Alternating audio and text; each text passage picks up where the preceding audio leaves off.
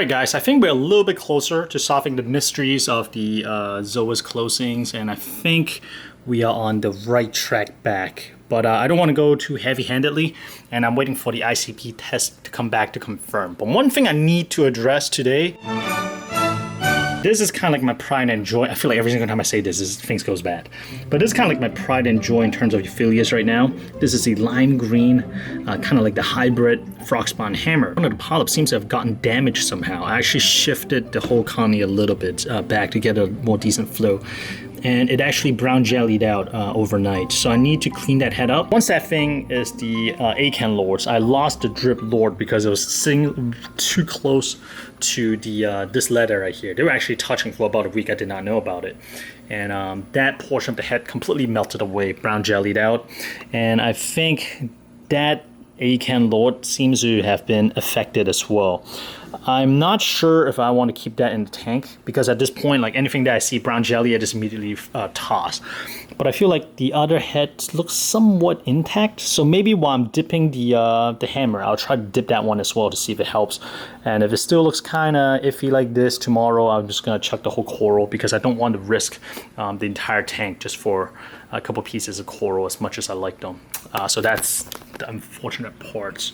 But we really got to talk about the SPS, because LPS aside, the SPS has been doing amazingly well in this tank, which is not what I expected, because I expected the Softy and LPS to be the easier portion. Alright guys, we're all set, ready to go. Right here we got everything laid out that's necessary. And depending on how the skeleton looks, I will either use a bone cutter or the Dremel. The Dremel is kind of sketchy. I'll turn it on for you guys. It's been a hot minute since I've used it. Some of it has been rusted, so ideally I don't have to use this, but if I have to, it could work. I really want a clean cut at the bottom so I can easily glue them onto these larger frag plug. And I got a coral dip for the polyps that's kind of shrunken up.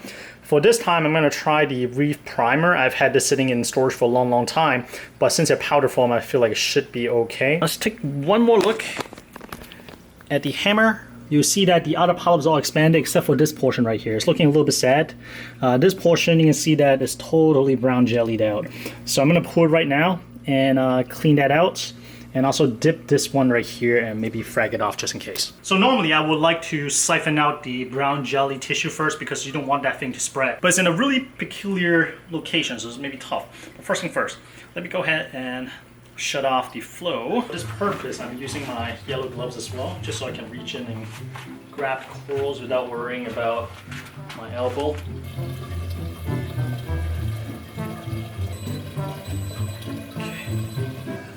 Alright, so first step done. Here's where I want to cut. I feel like this one is goner. This is a brown jelly portion. This part, I don't know. I want to see if I can frag this off. So looking at this, instead of cutting it, I'm just going to clean out this portion and just dip the whole colony to see how it looks, because the rest of the head looks good. And yeah, this is really shallow. I don't feel comfortable cutting this as much as I want to. I got some Reefer primer ready to go here.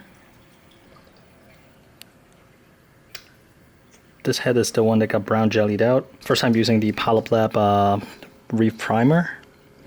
Supposed to dip them for 5 minutes and keep the water moving. So try it out. Dude, look at this. It's our vertebrate snails, and it's actually eating the polyp. You see, oh, the polyp is stuck on there. That's weird. The heck? Never seen this. Oh, let me just break that off. Okay. Just using this chance to also clean out some of the vertebrate snail that I see. Okay, we're good to go. Let's see if I can super glue this to a frag plug properly. I'm just using instant sets on the super glue so that it'll set right away. This should be good to go. I'm really curious how this does. As you can see, this head right here is not too happy, and that's right next to the head that got brown jellied. To be honest, I'm not too sure what happened to the head right here that got brown jellied. It looks something like it got ripped in the currents or something picked at it. But either way, it got infected, and we have to clear out the head. But the good thing is that I was able to dip the whole colony and mount the whole thing on a frag plug, so it's a little bit easier to manage. This guy has seen way better days. I'm just losing maybe like 1 to 2 heads every 2-3 days, so at this point, honestly, it's not much to lose. I mixed up a fresh batch of the Polyp Lab Reefer primer, and we're just gonna dip it for 5 minutes and see what happens. Oof. I'll be honest here, this does not look good. I wonder if I was being too heavy-handed with the Reef Primer. I see all these like little slime gunk coming out. It's not a good look, but we'll see. We'll give it some time. It's in a decent flow area, and I don't think the lighting is too strong here. All right, fellas, it's about 4 hours later. I'll be damned. Look at this. LPS looks a lot better. Obviously, the head without tentacle was completely dead. I mean, I siphoned out all the tissue. But the other ones is completely opening back up. Even the one that's kind of sketchy looking seems to be doing better. But again, it's only been a couple hours, so we'll check back in again tomorrow. And little dude is, I guess, eager to help me maintain my reef. Meanwhile... Oh, stand up. Can you do anything? I mean, like, I'm just kind of showing you. Oh, Jim is probably the I got nothing. expert. I don't know nothing about this. Somebody write down something. Yeah, you. How do you? Okay. What I would do is take a picture. Is record it? Okay. No, pictures. Yeah. Take a picture of the tank, right? Okay. Which I'm sure you have. But then you'll be able to write it down later. Gotcha. Okay. You've seen the master at work with a par meter. Come on. PRS's last live stream, I really like what they're doing because you can buy it and you can keep it for 3 months, 3 or 4 months. I think it's 3 months. And then you send it back. Get your money back. Not all of it, but Okay. you'll get the money. They'll take the money that was the old rental fee. Yeah, you can turn down the radios. Turn them down. Yep. Okay. That's too much par. Yeah, you want about 100 on the sand, right? This is a cool color piece. Oh wait, this is a the purple rimmed. What's that called? Langside. Langside. This is a cool, super cool growth pattern. Stag. Nice. You get a mushroom from Ben. You get another Monte. Cool color. Yes. Good Montes. End of flashback. All right, guys. Now is the second day of dipping this coral, and I'll be honest, it doesn't really look that different compared to dipping. And I'm paying attention to this polyp and a half right here. This is like a tiny head. This is like a little bit bigger. It still look kind of shrunken up. Not the happiest. The good news is that the rest of the head still looks fine, even after dipping. And yeah, they look totally fine. So it's mainly like this one I'm kind of concerned about. I'm debating whether I should just cut it off and just keep it separate from the main chunk. I'm gonna just keep it as is one more day to see how it does, because I think like before it was like shoved away in the back and there's hardly any flow back here, so maybe that's part of the issue. And I don't think anything's stinging it. I don't see anything close to it. Maybe there's some of these like hair algae, but it's all the way over here, and the portion that was losing tissue was facing forward. So maybe something got into the water and got blown towards this way and landed on the polyp, unfortunately, or some fish or some invert picked at it. Honestly, I really don't know. But what I do know is that that portion got infected and brown jellied out. We dipped it yesterday, and thankfully the dip did not really affect any of the healthy polyps, knocked on wood. We'll see about these two polyps right here. See if it pulls through. I really hope so, because I really like this hammer right here. Right now I'm like kind of kicking myself for not fragging it a little bit more. Well, I started this coral with about 4 nice branches. At the moment I have about 7.5 to 8 branches. So I definitely lost one, and holding my breath on those 2, and I don't know, man, I'm kind of torn. Should I cut this? The problem is, like, on the other side there's a big head that is healthy as well. That dead head is kind of on the same branch, so it's kind of like a tough call. The Acan, it is still slowly receding even after the dip. I'll probably give it 1 or 2 more days just to see what happens there. So something funky is going on. But besides that, I've been trying to solve the Zoa issue. I wonder if they're all kind of related.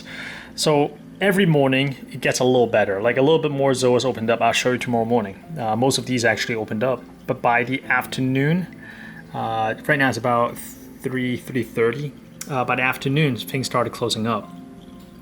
So I don't know. Is this something that I dosed? Is it the light? They just had it enough and started closing up. Well, the silver lining is that some of the polyp that has not been open, like for example, like I think it's Awesome Blossom, and that guy right there, they have not been open for almost like 2 or 3 weeks. This week started opening up. And I'll share a little bit more about what I've been doing in terms of trying to get the Zoa sorted out. So it's kind of like a 2 issue right here. The Zoa one's not super urgent because they're not dying. So you can see if the condition's right, they still open up. And certain time of the day, it still opens up. The more urgent thing is the Euphyllius, very, very unfortunate. And the Acans, also very, very unfortunate. So something funky may be going on. The whole time, SPS did not miss a beat, and they've been quietly just growing. And just look at that, even that Kung Pao Monty is already encrusting onto the rock. It hopped off the frag plug. And the Forest Fire digitata, that one, it started out with maybe like 3 or 4 polyps left. It has fully recolonized that entire stick. Strange things happening. 3 days later. Alright, take a look at this. I would love to tell you that's what the polyp looks like right now, but I actually rotated the coral a little bit, thinking maybe the portion that's not as happy could use a little bit more light. But to be honest, it has not changed too much, so I'm kind of scratching my head. I also moved the torch over here because I feel like the currents is a little bit too rough over there. It's almost getting ready to rip the tissue off. And we'll see how they do here. It looks kind of happy here, so I think probably gonna keep them here until I'm ready to mount them. But to sum it up, the polyp over here that's not fully extended is holding steady. It did not decline, but at the same time it did not fully inflate it. Unfortunately, the Acan Lord did not make it. Well, we still got like 2 heads, but it receded so much and it kind of is brown jellying out. Something funky is going on. Probably like the bacterial balance may be off or something. Right now I'm still waiting for the ICP test result to come back to make sure there's no weird chemicals in the tank, which I kind of doubt. I don't think there is.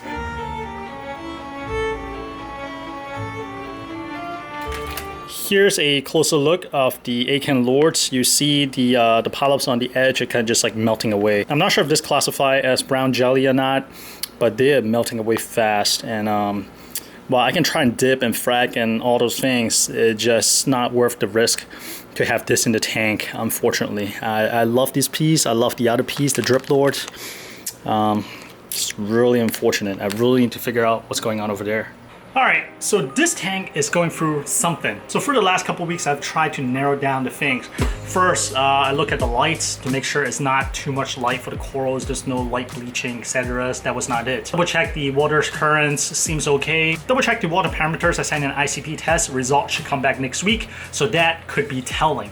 But as far as I know, it should be okay. With those possibilities out of the way, there are a couple things I suspect. Number one, it could be like nutrient fluctuations.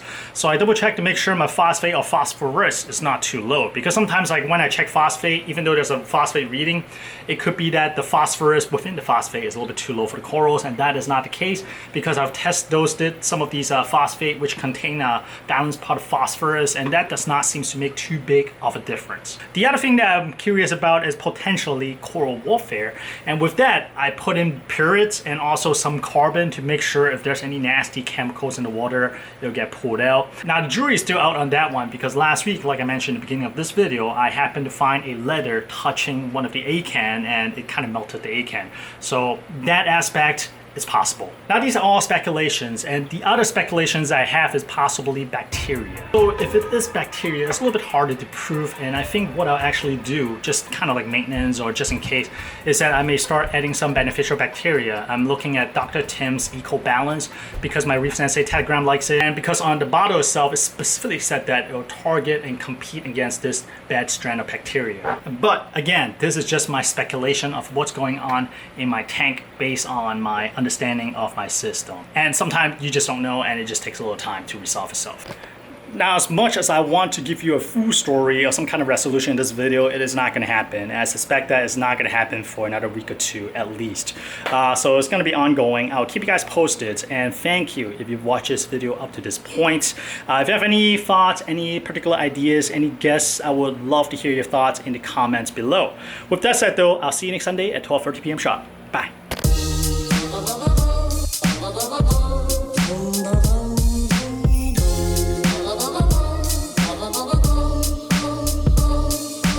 Once in a while, I do dress up. In fact, I used to actually do a male fashion startup felt like a lifetime ago.